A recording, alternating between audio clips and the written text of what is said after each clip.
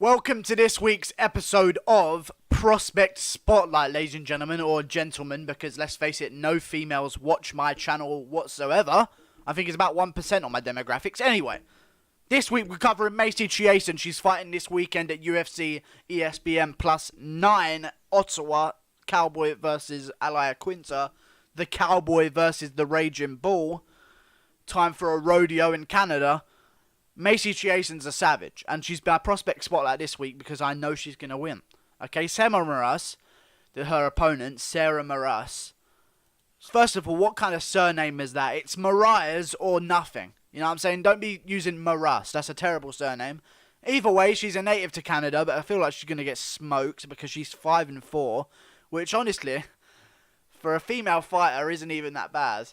That's the sad thing about it. They're headlining the prelims as well, so they're definitely pushing Macy Chiasson because the UFC needs female stars right now, especially at bantamweight. They need some more contenders. You know what I'm saying? Now let's start filling up that flyweight division because that is fucking empty. Empty at the moment. Macy Chiasson doing the damn thing. 4-0, undefeated. She's only gone to the decision once, which I like, boys. Which I really, really like. She had an amateur career where she lost her first fight and then finished 3 fights in a row. Then she took it into the pro career. She won 1 fight. No, she won 2 fights. Sorry. No, wait, what am I talking about? Where was this girl? How did this girl get picked up? I swear she was on Tuesday Night Contender Series or some shit, right? In your face. Ultimate Fighter. Okay, she was on the Ultimate Fighter, so she wins 2 in a row in her pro career, which in women's MMA means that you're eligible to compete in a competition to get into the UFC for 2 fucking wins against tin cans. Either way, she gets 2 wins in a row, fights in the UFC, gets another win in the Ultimate Fighter finale over Macy Chiasson, who's like 10-4 or something. So a decent record, a decent opponent. She gets the job done. She gets to finish by submission in round 2. I like that. To be honest with you guys, I hate on female fights. I hate on them. And I hate on female fights so much. So much. Every time they're on, I'm just... You know what I'm saying? I'm snoozing. A lot of them are so fucking boring because they don't have the same finishing ability that some guys have because that's just natural. That's just the way it is. Please don't ban me, YouTube. That's literally science. Like, they're not going to have... I'm just going to get myself out of the hole I'm digging myself right now. Anyway, Gina Mazzani, she takes on next. A good contender, 5-3. She's been in the UFC for a while. She's won some. She's lost some. Mace, she hasn't been... I don't know what I'm saying right now. She's won some. She's lost some. Macy Chiasson finishes her in the first round by KO. This is the finishing ability that I'm talking about, guys. Okay? Then she takes on Sarah Maras. They're fucking buttercoating her to get to the top of the division. And I love it. I love it. Don't rush her. Please don't rush her, and don't rush Macy Barber, and don't rush these like plethora of other fucking contenders, young contenders in the UFC right now, because we've learned from that mistake, haven't we, Darren Till? You know what I'm saying? Haven't we, Sage Northcutt? We've learned from that fucking mistake, guys. Giving these young guns shots at the top too early is not how you do things, and I like the way they're going with Macy Chiasson. They go in more pro boxing.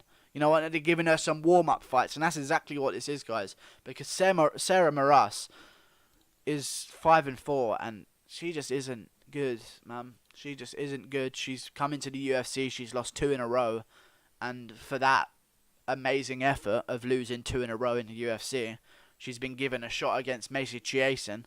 That's what qualifies her, I guess. And Macy Chiasson, I feel like, is going to get the finish in round 1 immediately. She's a big bantamweight. She's tall, she's rangy. I think she's going to be a bit thinner. Sarah Maras is going to be a lot thicker, a lot lower to earth. You know what I'm saying? A lot lower centre of gravity, if you will. I'm trying to avoid saying that she's a fat bitch. Macy Chiasson's going to get the job done, though. You know what I'm saying? She's got great striking, great dominance on the ground. She's a big girl, and she shaved her head. I've said this so many times, guys. The more masculine you are as a female fighter, the better you're going to do. Okay? Long hair... Never going to be champion. Shave that shit. More like a man. Now you're going to be champion. Alright, what have we learned? Rose Namajunas, long hair, loses to all sorts. Losing to Karolina Kowalkiewicz. That shouldn't be fucking happening. I believe she lost to her anyway. I'm not too sure.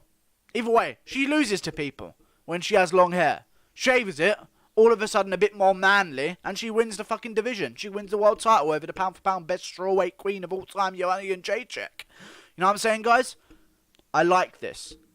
I don't like the long hair that's stapled back at the end. I like, fuck it, my hair's in my fucking eyes. I'm going to be champion. I'm undefeated. It's getting shortened.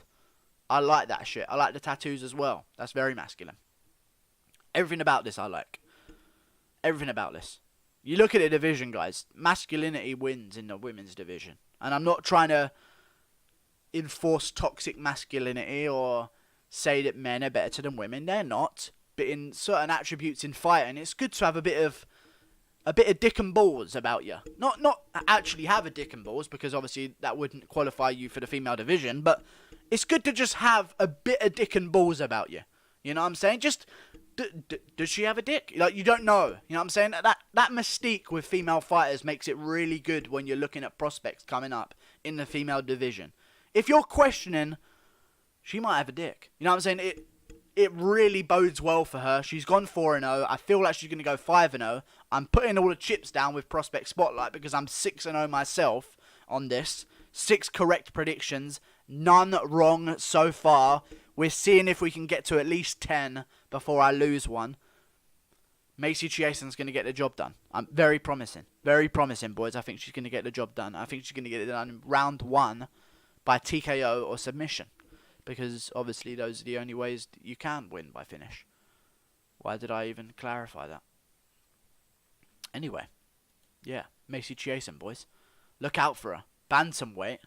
Let's not rush her. You know what I'm saying? Once she beats this bitch, once she beats Sarah Moras, let's not rush things. You know what I'm saying? Let's take things a little bit at a time. Let's butter one slice of bread at a time. You know what I'm saying? We'll give Macy Chiasson this. Then maybe we throw her another loser.